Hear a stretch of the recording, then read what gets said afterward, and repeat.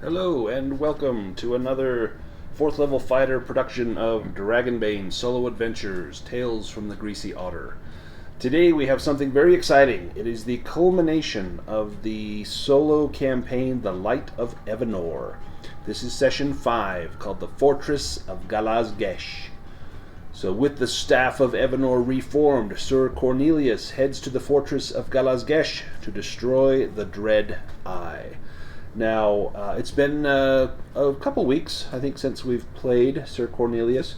Do you want to fill us in on kind of how the experience has been going for you? Maybe a little bit about just Dragonbane in general, but also the solo adventures, or specifically the Light of Evanor.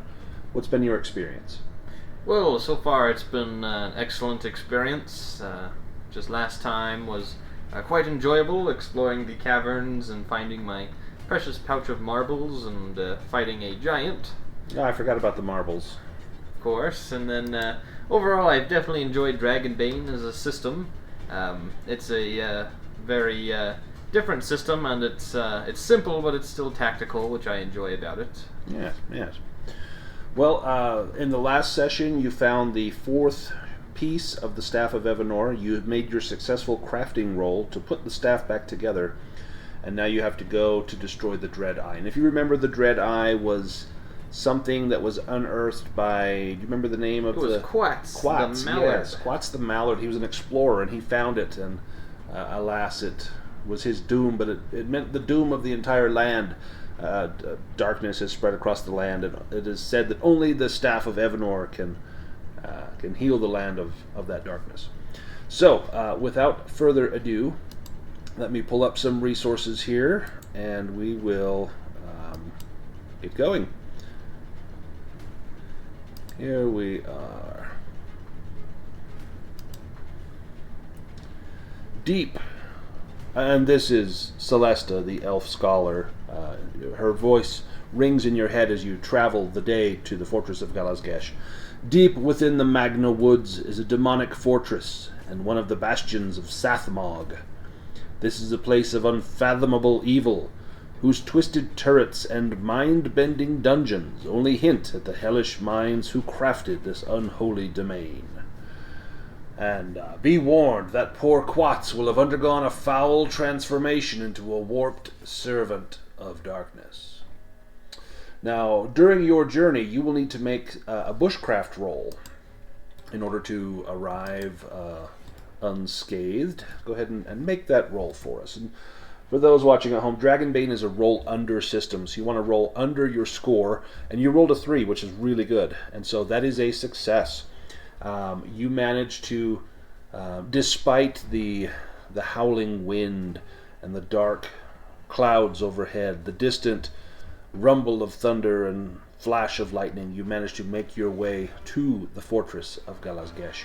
Do you want to do any hunting while you're on the way, or rely upon your tasty trail rations? No, I have plenty of rations available. I don't think I'll need to look for any squirrels or anything I might try to catch. Very well. This is out of order for some reason. Let me bring this up here. Our first stop is the Magma Bridge. The fortress is defended by a moat of magma. The drawbridge's chain links should be broken in order to pass. But beware the fierce spouts of lava that drench the bridge. And the tales told of this fantastical fortress, but when you arrive, you find it looks nothing like the previous picture. This place looks horrible. You see the lava seething across the surface of the bridge, dripping from the very chains that hold it across the moat. And if you can break the chains, you'll be able to traverse this path. What I would assume, based on this picture, since I couldn't get a picture to look the way I wanted, is that you actually need to drop the bridge, and by breaking one side of the chains, the bridge will drop, and then you can kind of scurry along the other chain to get to the fortress. So, you know what that means. You're going to have to roll some dice. So, What do you opt to do here, sir? Well, these chains were forged by demons, so perhaps I will use my demon Bane sword and chop at one of these chains with it, in the hopes that it'll break. Well, I think that's a reasonable solution. Give me an awareness roll before you roll that.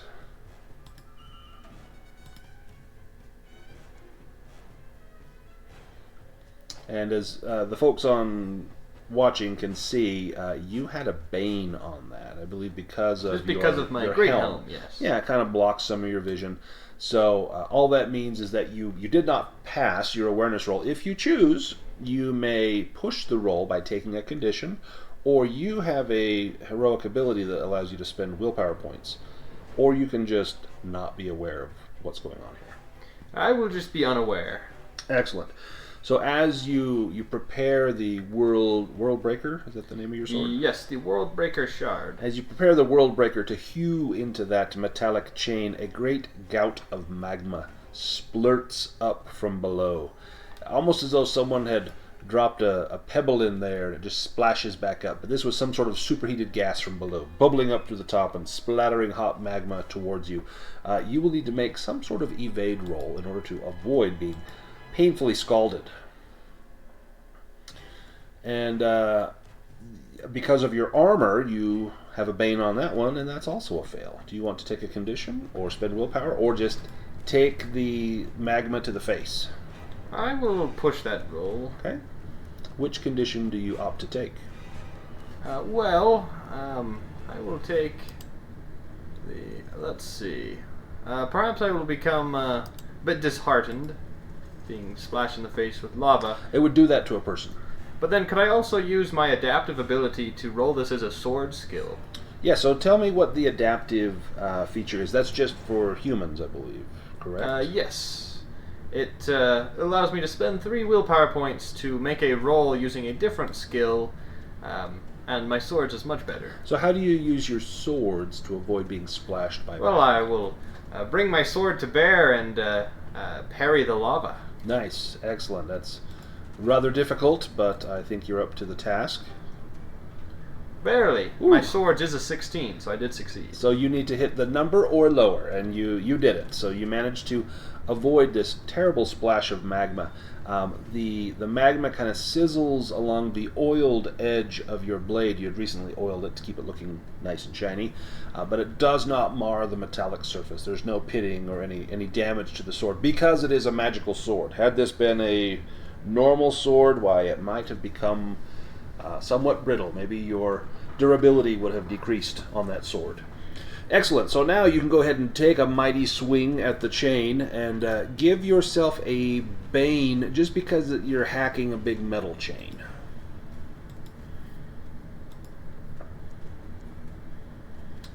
Oh, that was on a demon and it rolled over to a 2.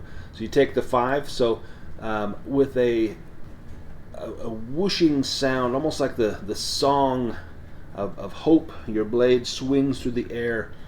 It crashes against the chain with a shower of sparks, and the rending of metal echoes throughout this dark place. You see the molten edge of the chain where your sword cleaved completely through. The entire drawbridge rattles for a moment, begins to roll side to side as the weight-bearing aspect on the left side of it begins to fail. As it tips, magma slides off like water pouring off of a plate. It hangs suspended in the air by the right-hand side as magma drips down. It does not fall completely because the right-hand side is now holding it up, and you do not know for how long this is going to last, but you can probably scurry across that chain now and get to the other side, but you would have to be swift, possibly making some sort of agility roll.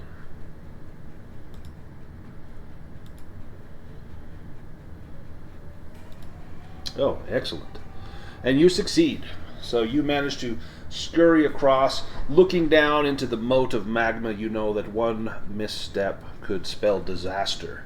Your armor would not save you if you plunged into a river of magma, you believe.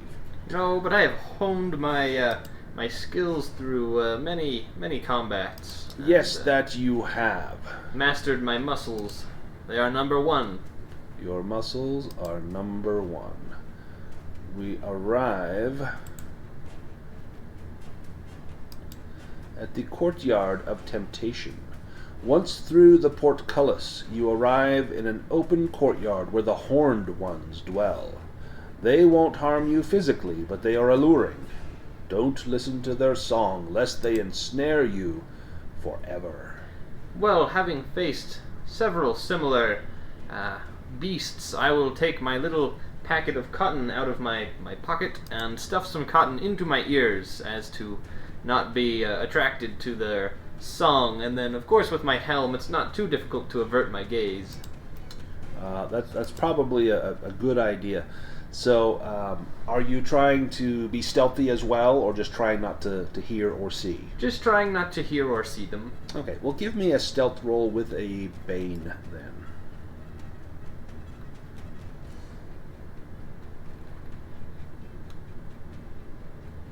Sneaking, you mean? Or sneaking, yes, I'm sorry. Sneaking. Sneaking.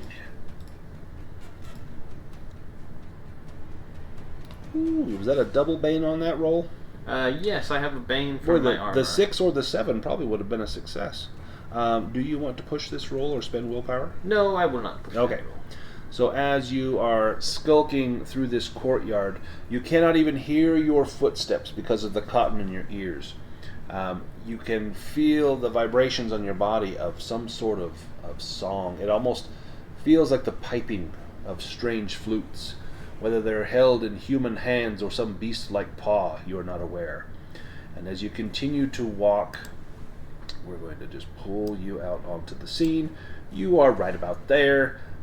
You come face to face with 2 satyrs, dancing creatures playing their pan flutes, trying to lure unwitting trespassers to their doom. They see you because you are not making much effort to be stealthy, but perhaps you have avoided serious harm by not listening to their song. Do you wish to engage them in any sort of conversation or any sort of combat? No, I think I would realize that they are deceptive little satyrs, and I would simply avert my vision and carry onwards. Give me a Myths and Legends roll.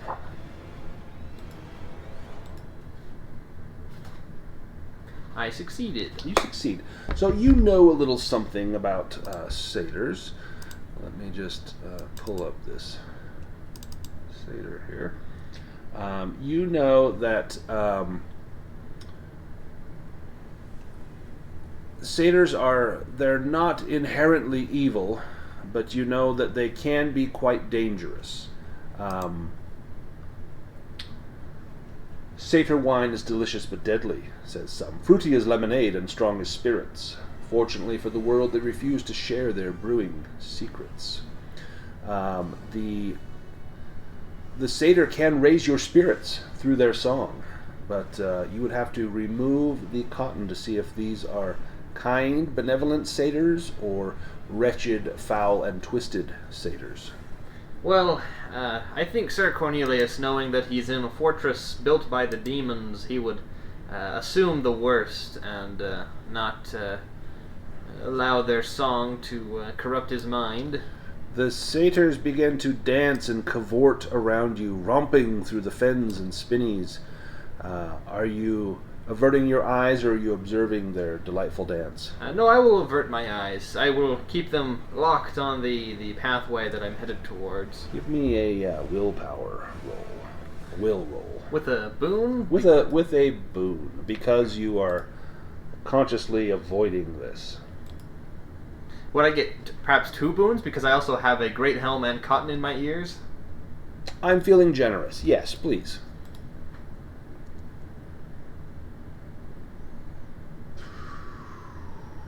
Success. So they dance, and then they stop, and they look at you, and they look at each other, and they shrug their shoulders, and they go cavorting off through the strange, mysterious catacombs of this courtyard of temptation. What sort of temptation they offered you do not know, nor will you find out because the moment has passed, and you continue onwards into the Fortress of Galaz-Gesh. You enter the fortress itself, and you are shocked and dismayed to discover the next room. A lavish bathhouse lies before you. The pools are filled with clumped and clotted blood. The steam rises from this infernal pool. Is that movement beneath the crimson surface? Well, knowing that I've been attacked by several great beasts that have hidden beneath water or some sort of liquid, I'm going to do my best to avoid the pool. Do you gaze into the pool? I think I will glance at it as I'm passing through. Do you want to spend like 15 minutes looking in the pool, or just a quick glance? I think that I will carry on. Quatz is in danger, and I have been quested with saving him and the realm, and seeing as I am a knight, I would be more inclined to stick to my quest. Well, give me an awareness roll.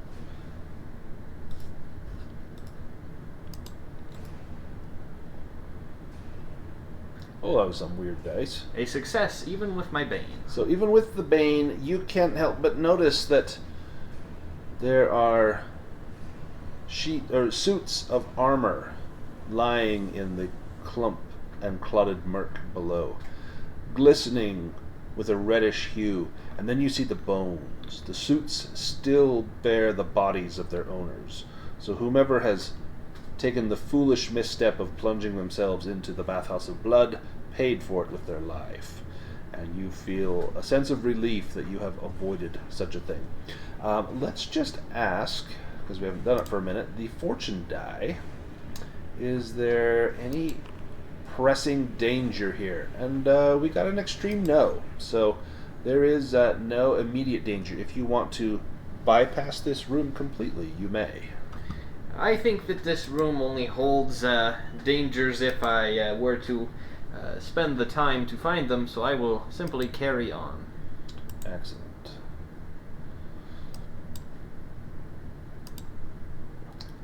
My mother told me of a labyrinth of skulls, and in the center a well in which to descend. Something inhuman stalks the maze, collecting skulls. A demon, perhaps. Thankfully, I am quite adept when it comes to slaying demons. Entering this maze, can I make a riddle roll? Or what is it called? Myths and legends? Myths and legends, Yeah, yes. please help yourself. Be my guest. I succeeded. What are you hoping to gain from your myths and legends roll? Well, perhaps I might have heard of this creature that stalks the maze, or perhaps I can glean some insight in how to navigate this particular labyrinth. Well, you recall in a previous adventure you faced another labyrinth. And do you recall what beast lurked in the labyrinth? Well, I did slay a minotaur in that You did. particular labyrinth. That, however, was not a labyrinth of skulls, a maze of skulls. It was just a maze, and it had skeletons in it. So technically there were skulls, but it's not the same thing. The maze here, you know, is a trap, and that if you choose the wrong path, you will be hopelessly lost, while whatever stalks here will find you. You know that minotaurs are very common in mazes, and you would not be surprised to find that there's a minotaur guarding this maze. Well, if the minotaur was to find me, it would only be unfortunate for him. You know that the way out is through the well in the center, and you must navigate your way to the center. How do you propose going about this? Well, I remember on the last maze that I had to navigate, I took the left-hand passage, and that took me to the...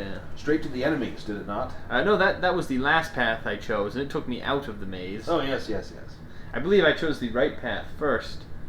And then I also chose the right path first, and I was struck by a lightning obelisk. So, So do you want to go left, center, or right? I will choose the left path. Let us consult the oracle, And I'm going to set this up so that you cannot see. So I'm going to do a private GM roll. You said the left path? Indeed. Is the left path the way out? Excellent. As you head down the left-hand path, you begin to walk through these walls of stone, topped with skulls. And then you notice that it is not, in fact, stone, but stacked skulls. Stacks upon stacks of skulls. Human skulls, beast skulls, from the smallest rodent to the largest giant. There are skulls here that make up the entire wall. You cannot help but wonder how many thoughts and lives have dwelt, the accumulation of which here in this maze, the knowledge, the combined fears, could be just a staggering thought. And as you traverse, give me an awareness roll.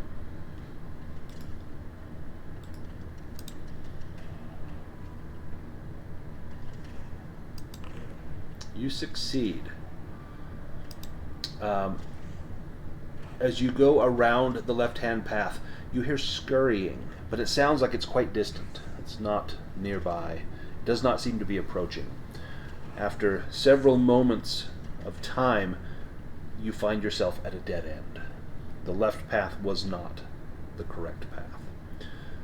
It's going to take you some time to find your way back. And as you recall in the solo adventure, if things take certain amounts of time, it advances the threat timer. And so you know that this delay is costing you as far as when Quats may find you. And Quats is no longer the kind, benevolent Mallard explorer, but something quite twisted now.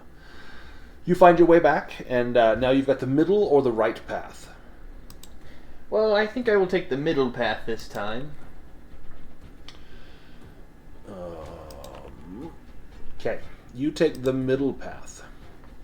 The middle path leads you near what you think is the center, but then suddenly you find the stone wall of the outside of this room. And how could that be? Perhaps you got turned around. And then you hear the breathing. And there's breathing up ahead and to the left. Something is drawing closer.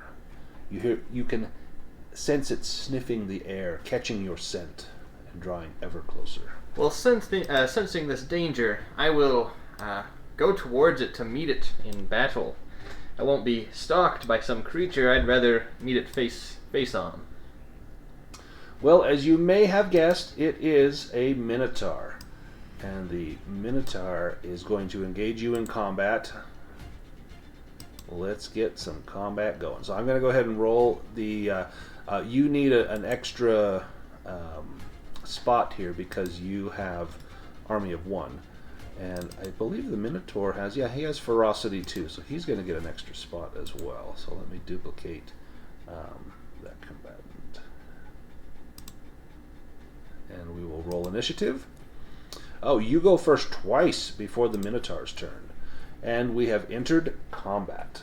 Just remember to target him.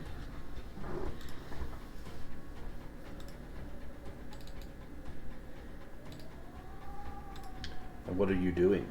Well, for my first attack, or my first action, I will be attacking the Minotaur.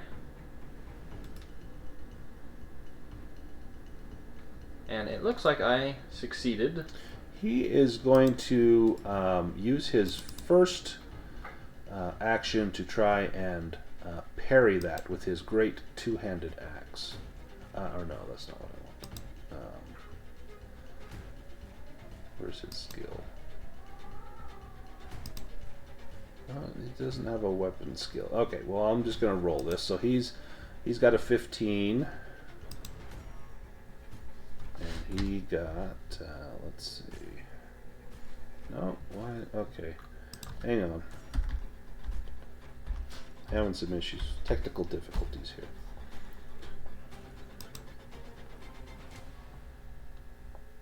He manages to parry that blow. Roll damage for me.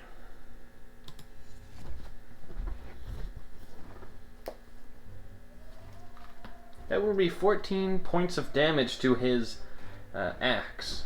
Let me just check and see what the durability of his axe is.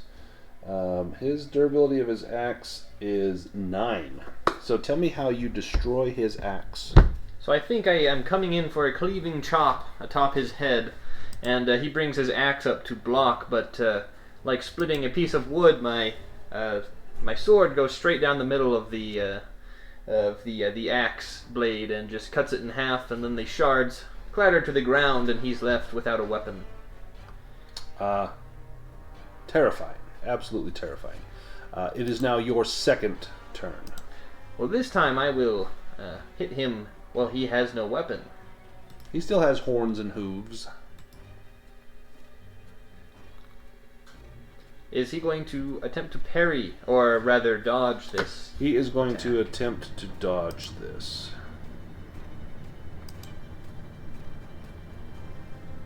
And he succeeds. So he dodges your strike.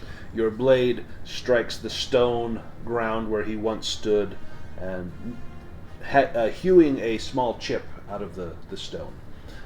It goes to his turn, but he has spent a turn parrying and now a turn evading. So we go to the second round of combat, and he goes first.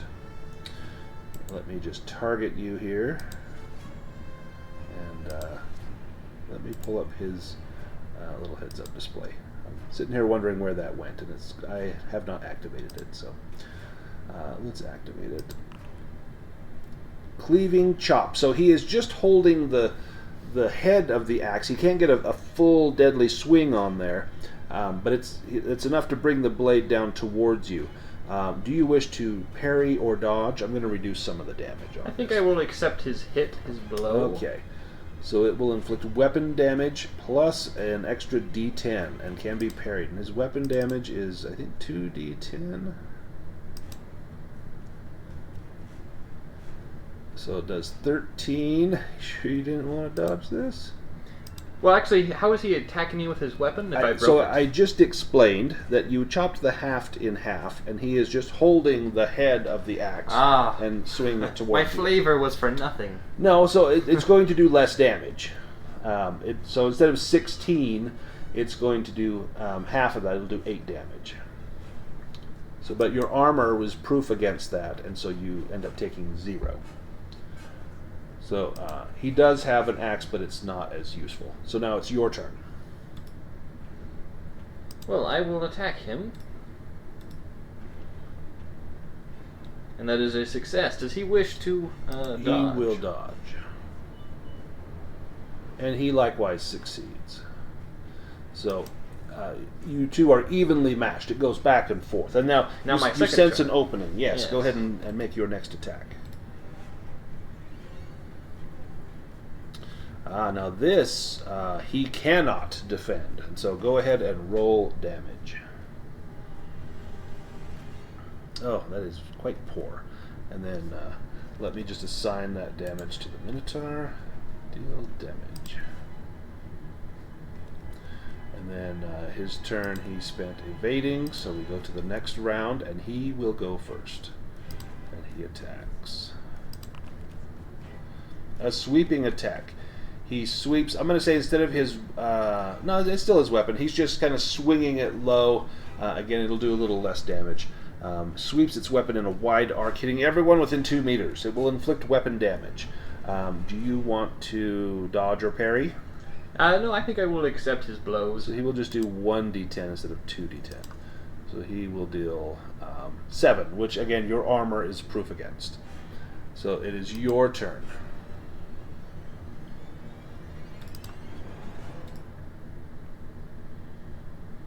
I did succeed on my attack. I think he will dodge again. And he succeeds as well. And so now it's your last turn of the round. And I do succeed once And again. he cannot stop this, so go ahead and roll. Better damage this time. Much better. We'll deal that to him. He's bloodied. He's taken quite a good chunk of damage. He snorts and roars in anger, and he will attack at you with great fierceness and ferocity Let's do a horn rush. He lowers his head and rushes towards, if there were two of you, both of you, helps to impale you with his sharp horns. You will suffer 2d8 piercing damage and will be knocked down. Do you choose to dodge this? You cannot parry because it's not a weapon. No, I will take his blow head on. Then his head will be low to my sword for my next attack. So 6 damage is not enough to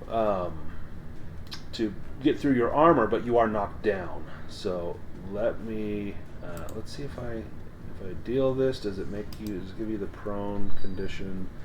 It shouldn't have done any damage. Does this have prone? Prone. There we go. Of course, you're just going to get right back up, so I don't know that it actually matters. But you are prone, and now it is your turn. You're going to stand up.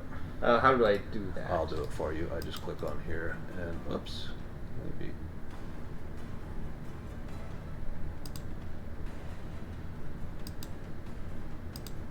Okay, I'll just do it this way. That was kind of a waste of time. There you go. You're no longer prone. I do succeed on my attack. Would he like to use his final action? No, I don't think so. Not on this one. Perhaps he should have. Perhaps he should have. Indeed. And in fact, as I'm taking this chop, I will give him the option. I'll tell him that. Never mind. He's almost dead. So what's your I was option? going to tell him that I would spare him if he would help me find the way out of this maze. So you can deal non-lethal damage if you choose. I actually don't know if that's in the rules, but it should be. You don't have to kill him. You could force him to submit. You know, he's right at death's door. He knows that he will die. Give me a persuade roll with a double boon.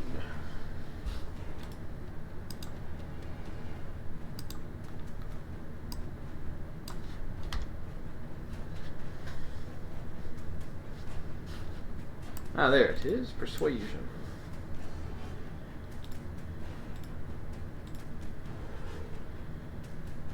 Well, I succeed. Quite well.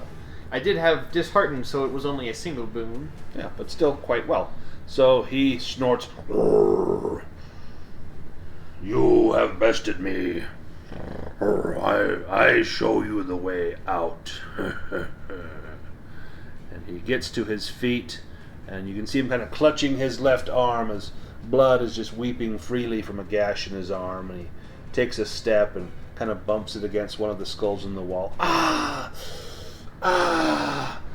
Rubs it a little bit, and then continues on down the passageway. As you walk, you notice that there is blood oozing down from his leg. He's leaving bloody hoof prints down through here. And give me an awareness roll.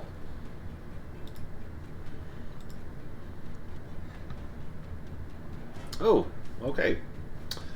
Well, the dragon would have been nice, but you do not pass. Do you want to push that roll? No, I will not push that. You walk for some time, and soon it seems as though you've seen these bloody footprints before, almost as though you've doubled back or circled around. And he kind of looks back at his shoulder at you. Not much further.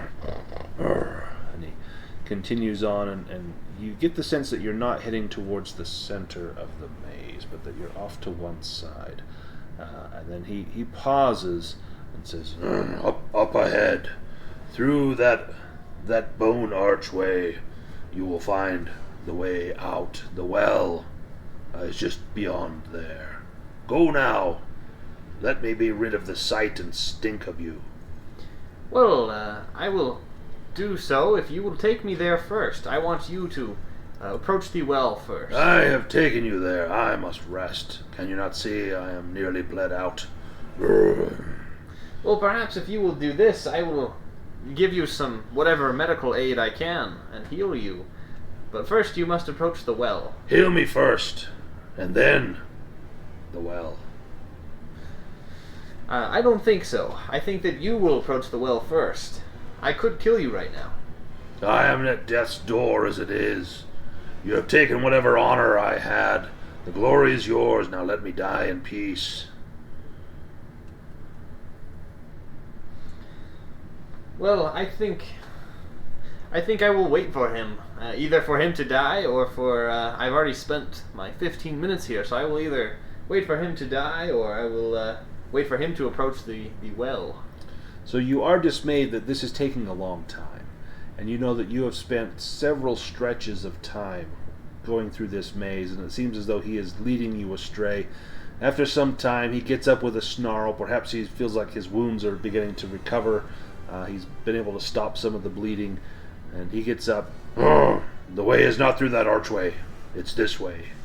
And he turns and he kind of shoves you to the side as he goes past you, lumbering back down the way you came. And after a few minutes, you arrive at a smaller arch, and as you go through that arch, he leads the way. You see the well at the center. "Go now. Trouble me no more." First, I'll make a healing roll for this Minotaur. Ah, okay. And I do succeed.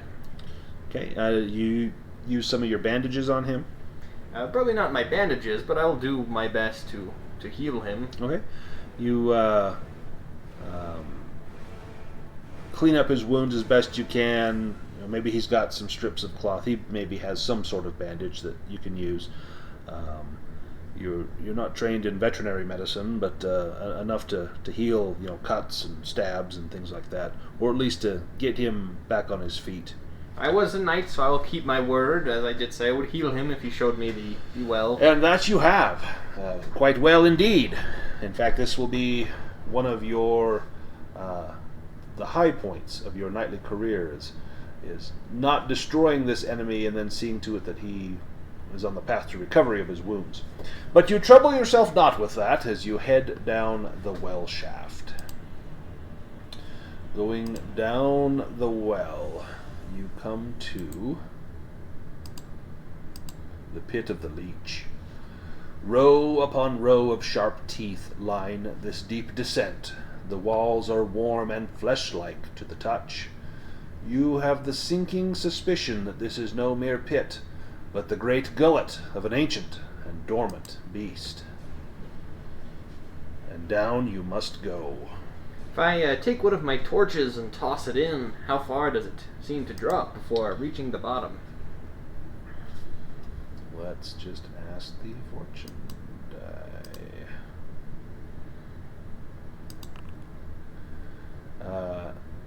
It falls for a long time. This is immensely deep, and you do not hear a clatter at the bottom. In fact, you watch as the torch just slowly gets smaller and smaller and smaller until it's so small you cannot see it, but still you do not see the flash of sparks as it strikes the ground. It just continues to fall. Well, the walls are fleshy, you mentioned. Yes. So perhaps if I dig my sword in, I can slide down slow enough. Ooh. Dig your sword into the side of perhaps some great dormant beast. All right, you go for that. Let me just make another little roll here. I don't believe I have enough rope to reach the bottom. No, you don't. You definitely do not have enough rope. You would need to climb down, perhaps release the rope, or scale, slide down those teeth. It's going to be arduous going, but you think perhaps you can do it, if you so choose.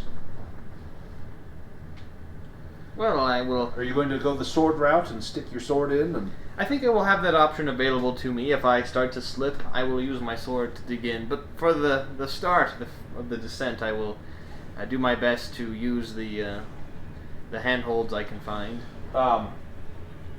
In the beginning, you'll need to give me some sort of athletic or strength sort of roll. What do you propose? I could do a strength roll. Ah, that sounds perfect.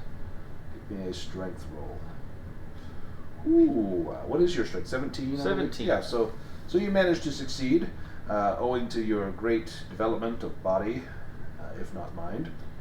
And you climb down these teeth, and every now and then, as you hold on to the tooth, you can't help but feel it wiggle slightly. You know this is not stone. This is indeed the tooth of some terrible beast. Once you reach the bottom of the row of teeth, its fleshy folds, and you're able to to pinch and grip the flesh in your hand like grabbing some heavy quilt as you slowly lower yourself down to the next row of teeth. Give me a sneaking roll if you're trying to be sneaky, and if you're not, put a bane on there. I think I would be aware that there is potential danger down here. And you know that's going to slow you down being sneaky, but do you want to push that sneaking roll? No, I do not. Okay. You continue down. This next spot is slick. It looks as though it's, sometimes in a cave you see like the limestone-filled water kind of seeping down the sides of the walls, and it looks like that, making it very slick. This will require some sort of agile sort of skill or ability check. What do you propose might work? Well, I can roll my agility. Oh, agility. That sounds lovely. Ah, dragon. Okay, so with a dragon, that is a success, a great success. And had this been a skill, you could check that box for skill improvement at the end. But you do not check boxes for ability scores. However, this means that you managed to avoid a potential slip and fall, which could have proven disastrous and then may have necessitated driving your sword into the fleshy walls to slow your descent. But you managed to avoid that. The air begins to grow quite rank as you descend. It's dark. Are you trying to hold a torch while you're climbing with one hand, or how do you... I think I would climb into the darkness, and once I reach the bottom, I'll light a torch. Well, it still continues on and on, so you would have to perhaps climb through stretches of darkness before you could light and see your way and then go through darkness again.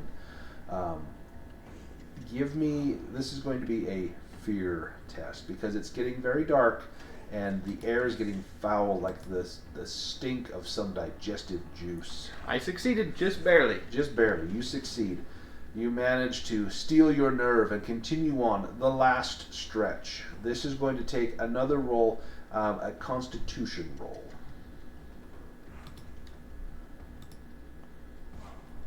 If you fail, you will become... Oh, look at that. Fantastic. Can I also make a Myths and Legends roll if perhaps this is a great beast that I've heard of in tale before? Yes, please do. I barely succeeded on Myths and Legends as well. Excellent. So you have heard stories told around the campfire from old veterans of war, and stories in the taverns from drunkards that people presumed were filled with tall tales and hyperbole. You also don't know what hyperbole means, but you know it's probably some sort of exaggeration. That there was, in the dawning of time, the sun dawned over this new world, and it was all but water and swamp. And as the sun began to bake the water off, the land would rise. Yet the primordial dweller of this swamp-like world was the magnificent giant leech. He had a name told down through generation upon generation, but the name eludes you. But surely this is that same giant leech that fed upon every form of life that traversed near, until finally it grew dormant and crawled down into the deep places of the world, found a home for itself, where it lies slumbering, not dead, but scarcely alive, and that one day it will arise when darkness overtakes the land and the swamps rise again. And you fear for a moment that perhaps if the dread eye has its way, that time may return, and you shudder thinking that you are deep inside the belly of this leech during such dark times. But I digress. You continue onwards, and the next area of the map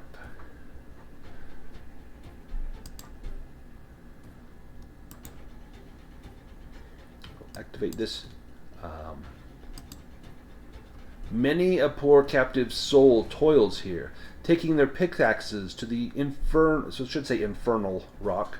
That's a typo. The mine ore to create abominable weapons. Sorry, let me start over. Many a poor captive's soul toils here, taking their pickaxes to the infernal rock.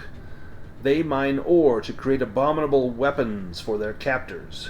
These souls have long departed their bodies, but the work continues. Unfortunately, their jailers linger also. So, at some point you got out of that leech. We don't have to go there, but you found a small, narrow opening that you crawled out of. Undoubtedly through the colon. Through the very butthole of the leech. Indeed, the colon. And you made your way through what looked to be some sort of cave complex, oozing with some sort of muck. And this was probably his cesspool for eons untold. And now it is mined by skeletal crews. Are these slaves or prisoners? You do not know, but they're armed with pickaxes and shovels. And you see a few of them standing off to the side, their jailers with whips in hand, watching them intently. You must get past them to continue on deeper into the quest to destroy the Dread Eye. Well, I will approach this situation carefully and do my best to go unnoticed. That would be a sneaking roll, if I'm not mistaken.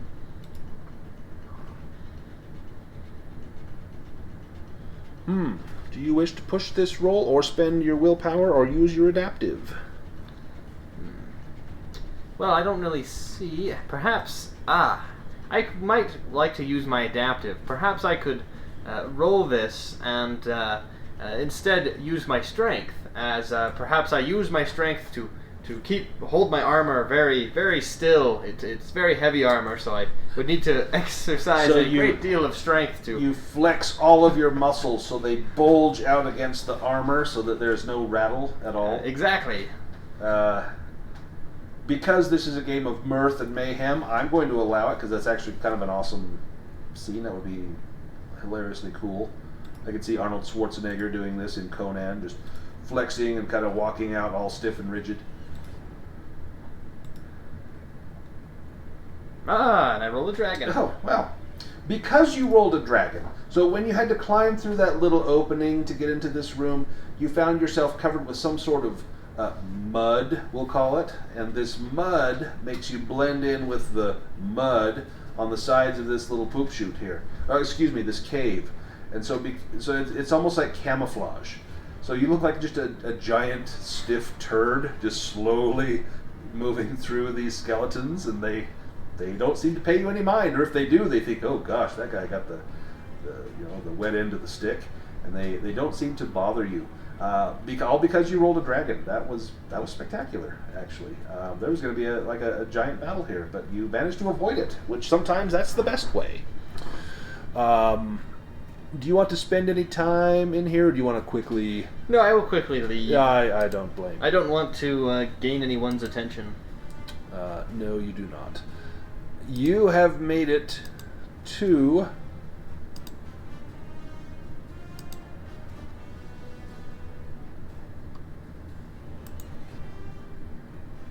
the end.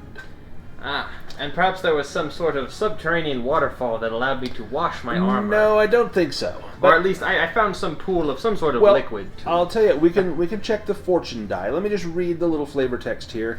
The Tower of Dread. This is where the Dread Eye was kept, and where it must be unmade. The demon Mamluth, the Cloaked, will be here, guarding his treasure. You must use the staff here, or all will be lost. Let's see, you were asking, is there some place you can clean the mud off of your armor?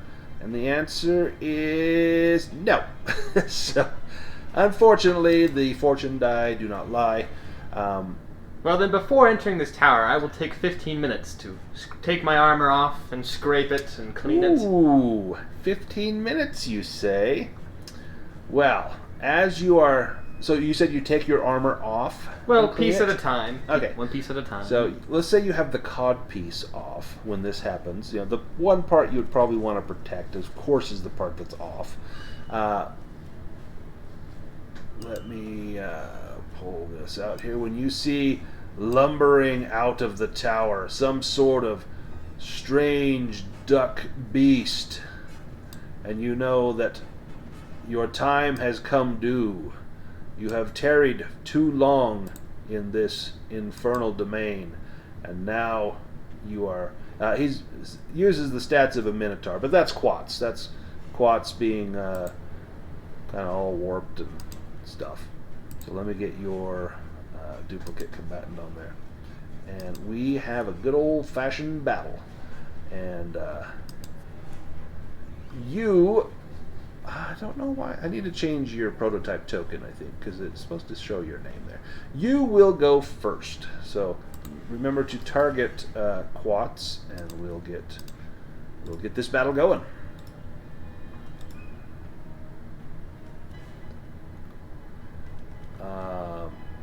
He's going to take it. He's kind of enraged. And he is a demon, correct? He is not a demon. He has just been, holy smokes, he has just been corrupted.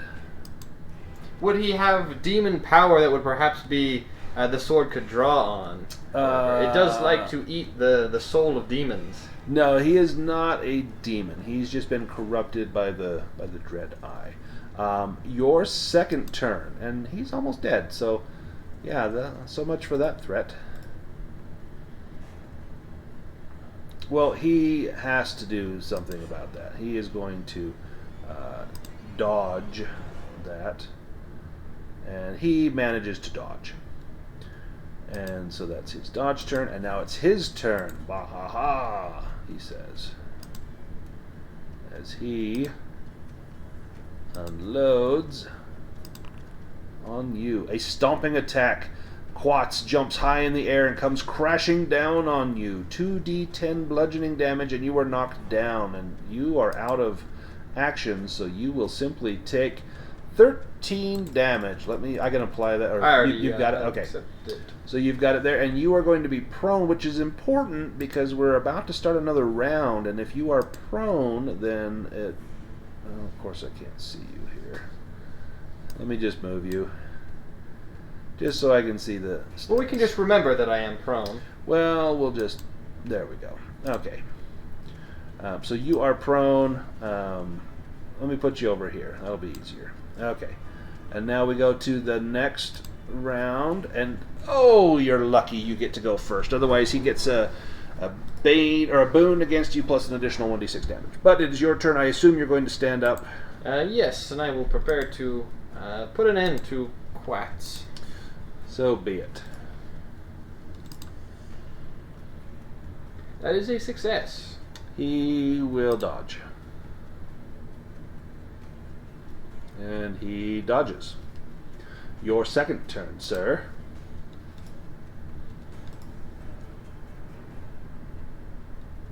Would he like to dodge? He will likewise dodge.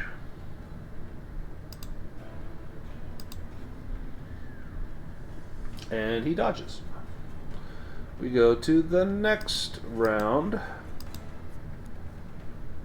And you go first.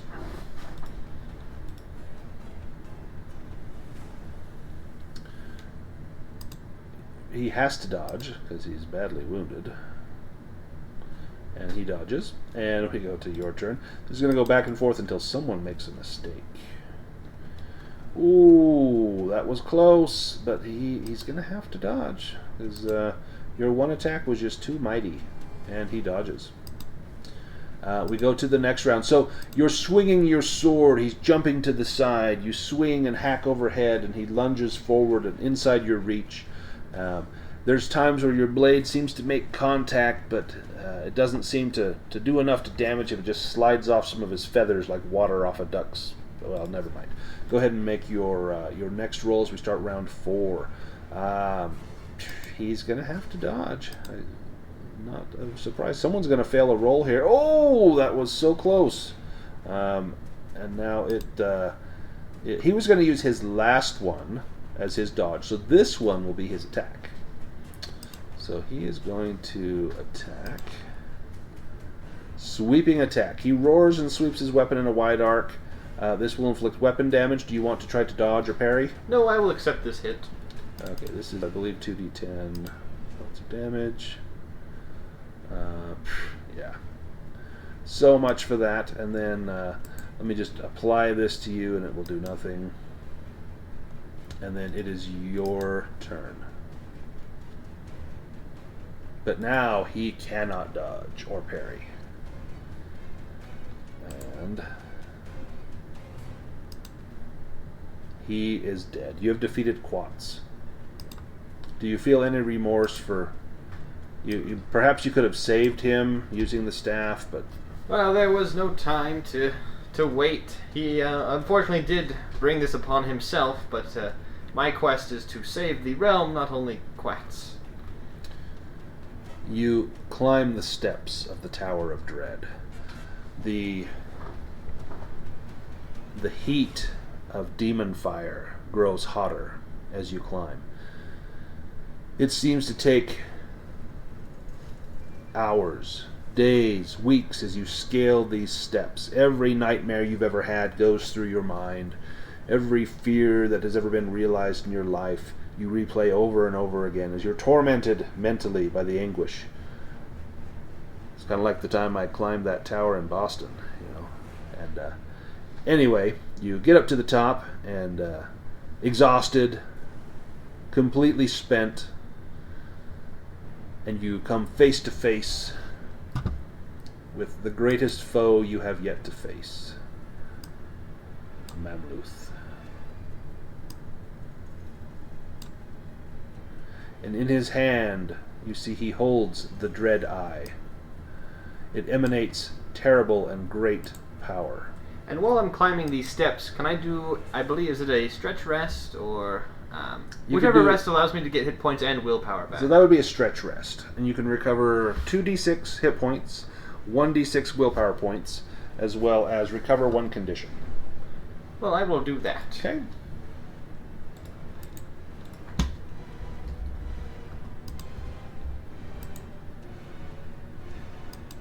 Two willpower.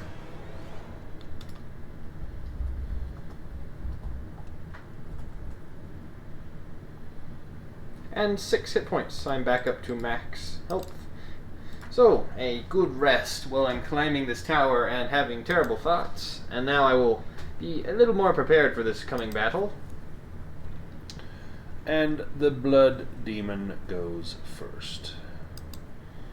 He holds the eye up, and a black smoke and light pours from it, and he lets out a deafening scream. He screams at a pitch so high it is barely audible, but strong enough to burst your eardrums. You will take damage. Armor has no effect, and you will become dazed. I don't know... You can't... Well, you obviously can't parry this. Well, perhaps I could parry it if I stuffed the cotton in my ears quick enough. Well, you could try to dodge, and it may be by trying to put the cotton in your ears. So go ahead, and if you want to use one of your turns to dodge, you can make an evade roll. Evade.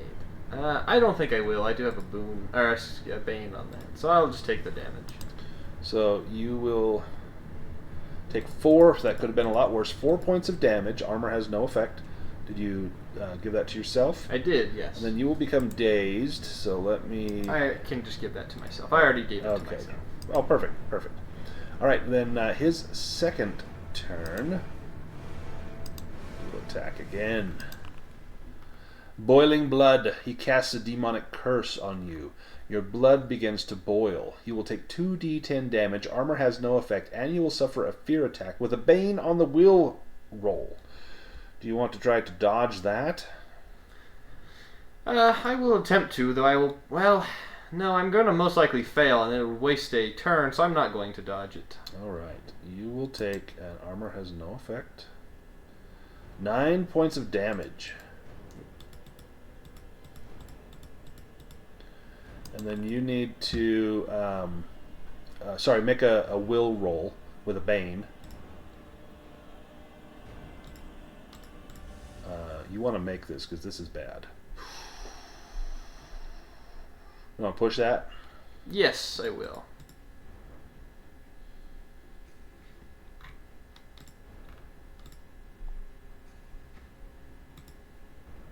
I do succeed on the push. No, I do not. Nope, you failed. Well, I'm going to get my calling stone out, and I will be ready within the next minute to call on it. Well, you are petrified with terror and unable to move. You cannot perform any action or movement on your next turn. You'll make another will roll on each subsequent turn to break the paralysis. So, Let's just go to the next round. I'm not sure I can succeed on this combat. I actually might need to leave this one. Well, you get to go first. Can you make a will roll?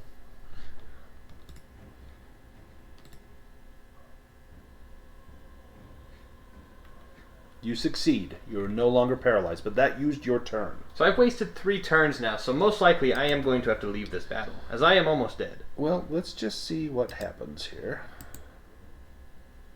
You don't ask, you don't get.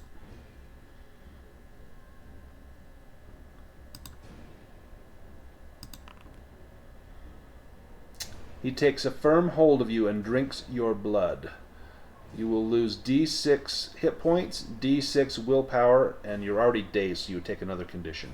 You want to try to dodge that? I think I'm just going to call on my Calling Stone.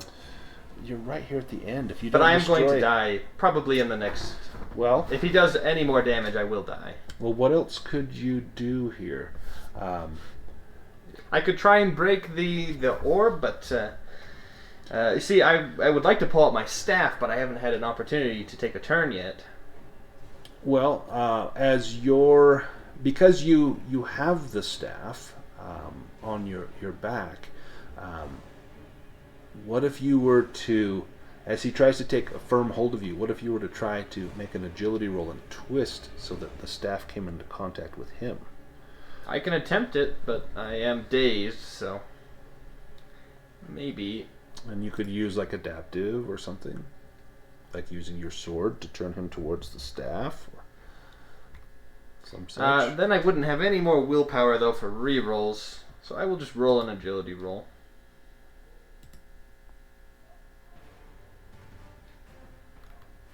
You succeed.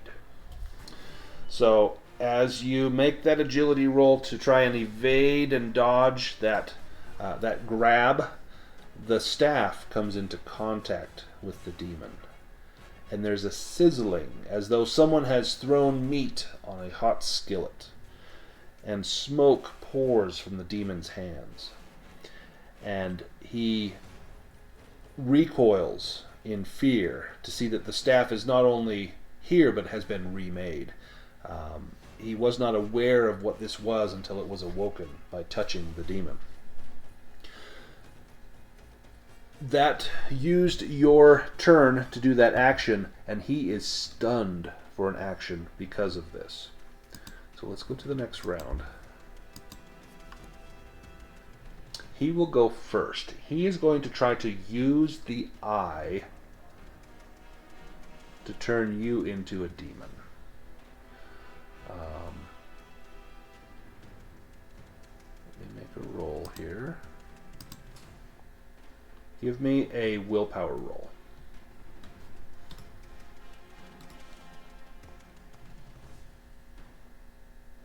Do you want to push that? Yes, I will push that. I would.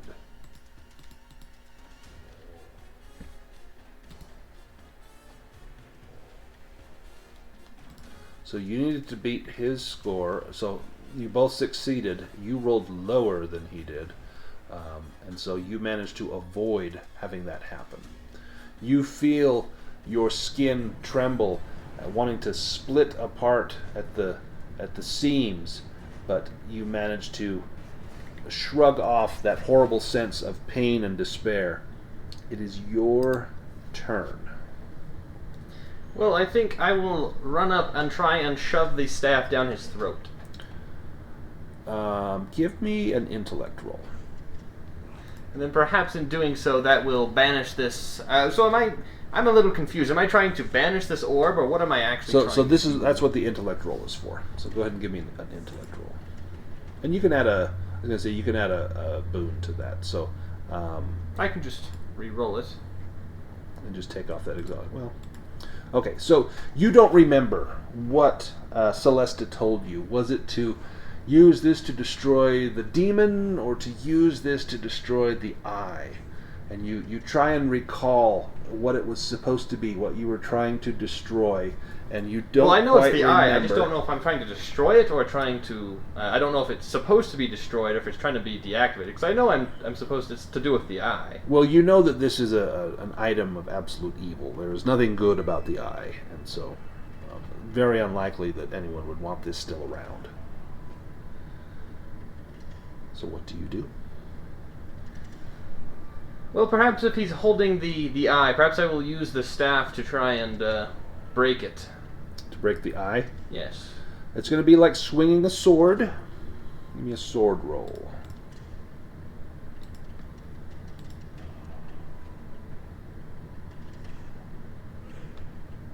You want to push that? Yes, actually, let me take this condition. Not. There we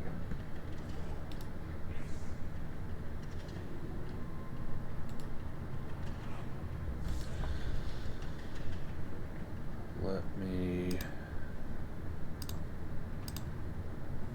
check something here. Okay. So I just asked, does this destroy the eye? And the answer is extreme yes. So here's what happens.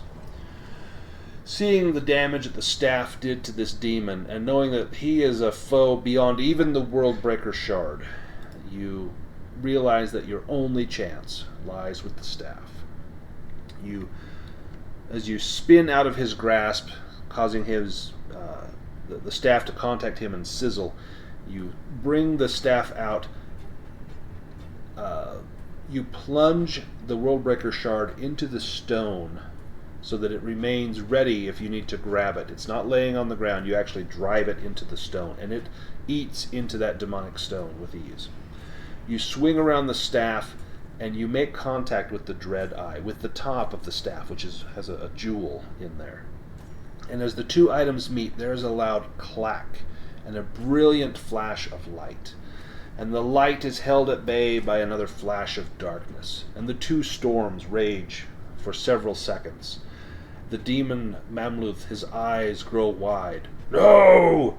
No! And the entire tower begins to crumble. And the demon reaches out for the eye and recoils back as cracks and fissures begin to form on the top of it. And this black essence begins to flow out like a hurricane, flooding through the chamber, and you see it strike the demon as though he had made some deal with whatever entity controls the eye, and having not kept his end of the bargain, it has now come due and takes him down to the abyss for perhaps 1,000 years or more. The entire tower begins to collapse, and as you run and leave, you wrench the Worldbreaker Shard free from the stone and hasten down those stairs, skipping 2 or 3 at a time, running until your lungs are burning, the entire walls are trembling. You leap out of the gates of the tower just as it begins to tip and crumble off to the side, collapsing in a giant plume of ash and debris.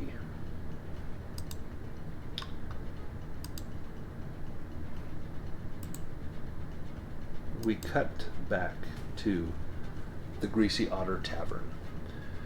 And you lean back and place a goblet of wine on the table.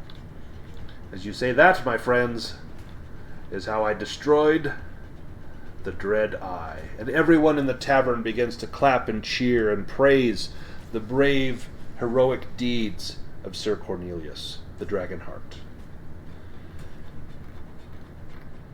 You have overcome this adventure to great acclaim and great reward. You can go ahead and make some improvement rolls if you like. So before you make any rolls, I don't think you got any dragons or demons on any skills. No. So you can choose 5 skills, and you can go ahead and make those improvement rolls. You will also get to choose another heroic ability. And Celesta has something special for you too. I have my swords. Wonderful. That would have come in handy just a moment ago when you rolled a 17. That one has been hard to improve because it's so high.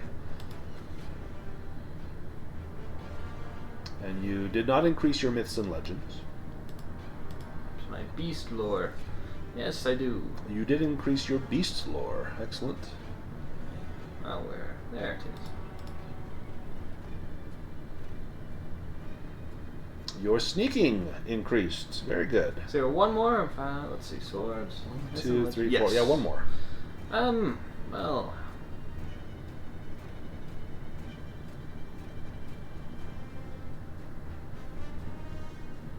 Perhaps my acrobatics. I did climb that chain. Oh, hey. So you increased everything except for myths and legends. So after you have your drink, and the innkeeper says, no, your money's no good here at the Greasy Otter, you go outside, you head to the stables, where you greet your magnificent black warhorse, a gift from Celesta. He's been brushed and resaddled, fed oats, everything he needs. The stable boy brings him over to you. Here you go, sir. Thank you for stabling him here. We're so lucky to have him. Yes, we are.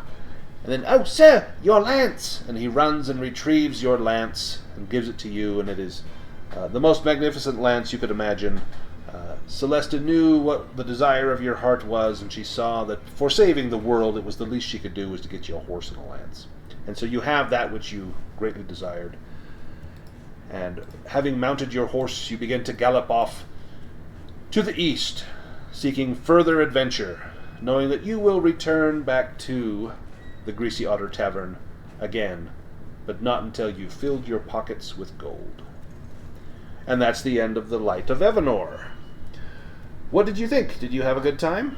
Yes, that was a very fun adventure. I definitely thought I was going to die. That was close. Yeah, that was very close. I had 1 hit point. So oh, goodness. That's why I was ready to tactically retreat. Well, those stones I kind of mentioned a couple times ago. That was really just for the Alone in Deepfall Breach, because you're like leagues away from there, and it would take you back to what was his name? Ingolfer, yeah. Yes. And he'd be like, "What are you doing here? You're supposed to be out doing other stuff." So those stones aren't really a thing anymore. I mean, I guess you could use it, but well, if I was going to die, I would have to do something. You didn't seem too upset when what's his name died. Illyrum, of course. Yes, Illyrum, yeah. And in fact, I think that as I killed this demon, that is the name I did it for. I said so instead of like for Frodo, you said for Illyrum and then charged him. Yes. Nice. Well, then you get 2 lances. Why not? Well, I want to thank everyone that has watched this. We tried to stream it. We had some issues, so we just recorded it and we'll post it. But if you've enjoyed the Light of Evanor campaign, please let us know. It is available on Drive-Thru RPG. It's not ours. It's someone else's. We bought it. We liked it. We made adventures out of it. If you like it, be sure to pick it up for yourself, and your adventures will be different because there's many places where you have to come up with what you find, and I came up with that for Sir Cornelius, and he got to just experience the fun of it. Was the leech your own? That was my idea. Yep. I was really proud of that one. I thought that was cool. And the whole story, the whole tale was that was like, I had not thought of any of that. I was trying to think of a name like as I was explaining that whole tale, but I couldn't think of a name, so he's just the leech. I was going to do like Leechroy or something, but I couldn't think of a good name, so maybe Leechroy would be a good name. Leechroy Jenkins. So we will leave you with that. We will be back with more adventures here on 4th Level Fighter. We're going to have some Vaesen, some Mothership. In fact, Mothership tomorrow. Some Vaesen coming up, some Old Gods of Appalachia, some Call of Cthulhu, and some more Dragonbane. We will get some going here. So I want to thank everyone for watching. Please like, subscribe, and comment. And as always, Sir Cornelius, you get the last word. Yes, very enjoyable adventure. And now, while I've not quite achieved the status of a legendary hero, I will perhaps next time meet up with my companion, Stubby, and we will take on some new challenge. But until then, I definitely had fun playing, and goodbye.